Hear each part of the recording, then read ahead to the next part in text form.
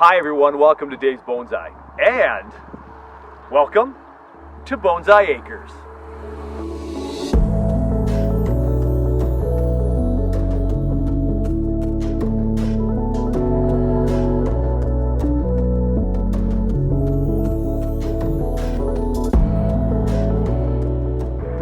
We're finally here, everybody. It's time to reveal what I've been working on for the last couple of years. So I got Toby on the camera. Toby's got his gloves on, and we're going to get dirty in a little bit for the third year planting of some pine trees.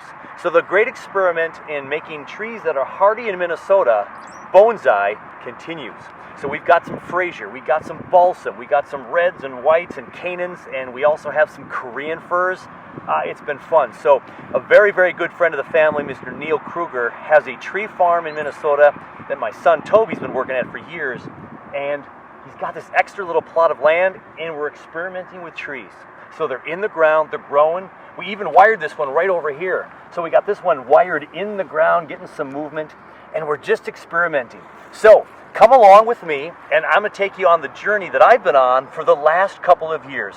It started back in 2020, oddly enough, the COVID year. So 2021 was year 2, and now we're putting trees in the ground for year number 3.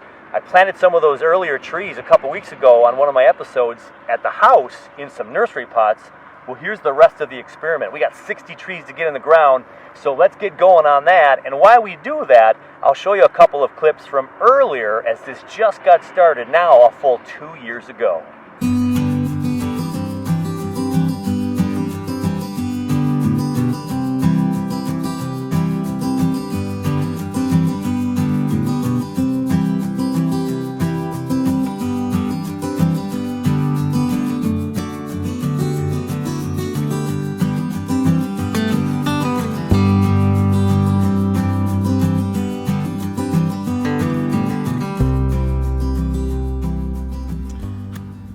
This is super exciting. I got the gear, we finally got the weather. April 18th, 2020. We've got an empty field here to plant some trees.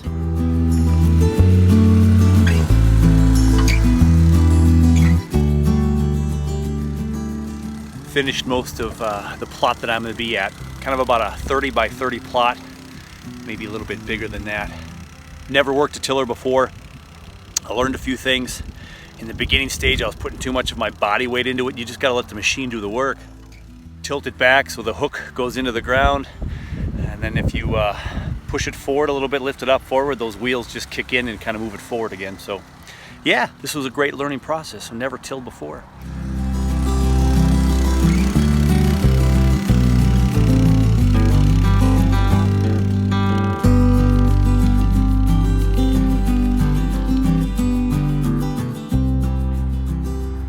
There are our rows. And we got 1, 2, 3, 4, 5, 6.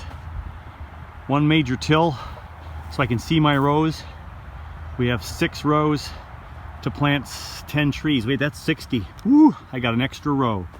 So I'll pick the best 5 rows and we'll go ahead and plant them. Now, Neil Kruger, who helped me secure this land, giving me some pointers, the tree farm master, he liked this spot because of these trees right here, in that the Frasers like a little more shade than the other trees. So I will put the Fraser 10 right there, and then I'm going to put the balsam right there and then go out from there. We've got 10 of each of those, so we'll get those started first. Fraser number 1. I've got 45 trees, 44 to go. Fraser number 1. Giving the roots a little squirt of water as I put them in, each one just a little bit, and I'll bring some more water in later just because I want to make sure these things have moisture, a lot of sun and heat in the next week, so I want to make sure that these things start off on the right foot. Got all my trees to go. Time to keep working.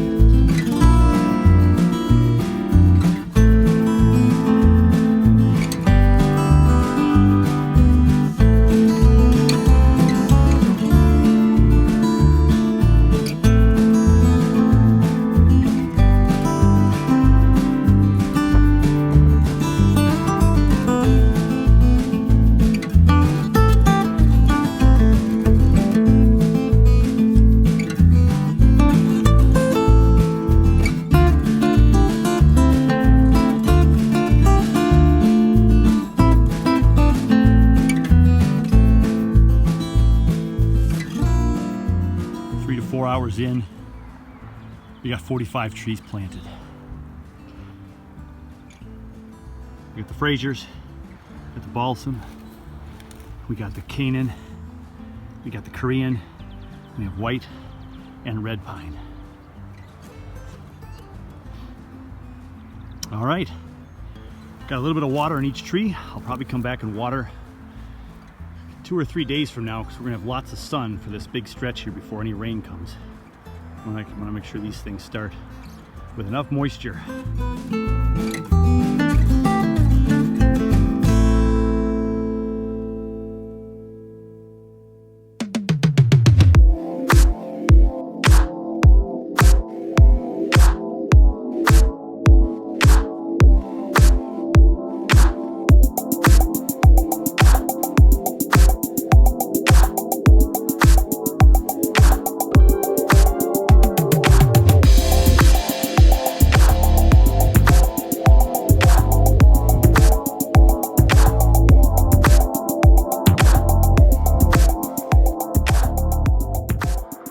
So while I was grabbing some mulch, Toby got all the holes dug already, and we're gonna put some trees in and get this going. So now it's late spring. We got the 6th of May.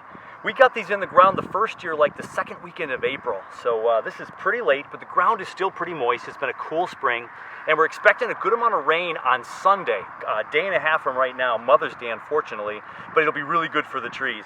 So what we do is we have the trees into some water right now, and we have some gelling agent that helps cling to some of the roots and keep some of the moisture a little bit longer. Now, of course, in the tree farm, they're planting hundreds of trees probably per hour with their tractor, and we just did this by hand, and we're doing it the old-fashioned way. You know, they come kind of in a plug form, which is a little bit counter bonsai-esque. Right, these are all real smashed together from being grown in kind of a plug situation in a small nursery container, and so they get this kind of shape. But we're going to get them in the ground and hope these other roots start to really take off, and then we take it out. We'll go ahead and cut this off and start the process of making this into a bonsai tree. So let's go ahead and get this in the ground. We'll put some dirt in there and get some mulch around it. So here we go. We're only going to have these in the ground for probably 3 years tops. We're going to start manipulating them after a full year of growth to make sure that we're maybe cutting off some of the big leaders if it's growing too much, too fast. We have wired a few of these trees. We'll show you some of that in some future videos. But we'll just get this here with all the roots tucked in there. And then we're going to put some mulch around it. Make sure we have plenty of dirt in there. Get some mulch on there to keep it moist, and then we'll make sure that we can weed throughout the year and cut the grass around this pine tree.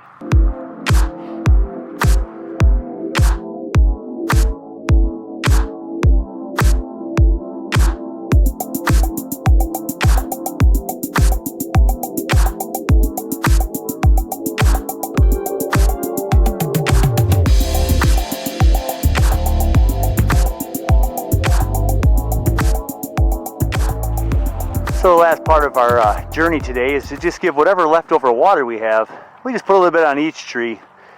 Get that mulch a little bit wet. We mulched everywhere. Just a couple drops of water, and then Sunday with the rain, we should be in good shape. We just did that in about an hour. It was about 6 o'clock sharp. I showed up with Toby over at Neil's place. We got the auger from him. Got a cool tree from him today too. One of my favorite stories about Neil is he'll text me every now and again and say, "Hey Dave, this tree's got some movement. Are you interested?" It's in the van. I love it. Thank you, Neil. So we dug our holes. We got the trees into the ground. They have that gel on there that helps keep some of the moisture on those roots for a little while and just attach right to the roots. And we got a little bit of water on every single tree with the mulch on every single tree, and the rain on Sunday will save us hopefully and get a good soaking. And then we have to keep an eye on them. So the elephant in the farm here, the elephant, is all the brown color you may be seeing in some of the shots today. So we've got some winter burn. We maybe have some fungus issues. We've lost several trees. So to date, I think we've planted over 200 trees now on this farm, and I probably have about 125 or so left. So we've lost a fair amount, right? It's just like when we're planting seeds. We plant a whole bunch. We hope a couple take. And this is all experiment.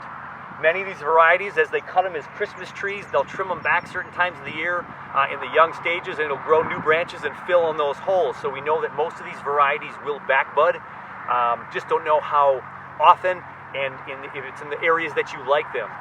And what's cool is as I look out over the trees from last fall, I wired some of these, and so they already have some man-made movement, and hopefully those will survive this year, and we'll do some digging up later on next year, perhaps our first set of trees to dig up.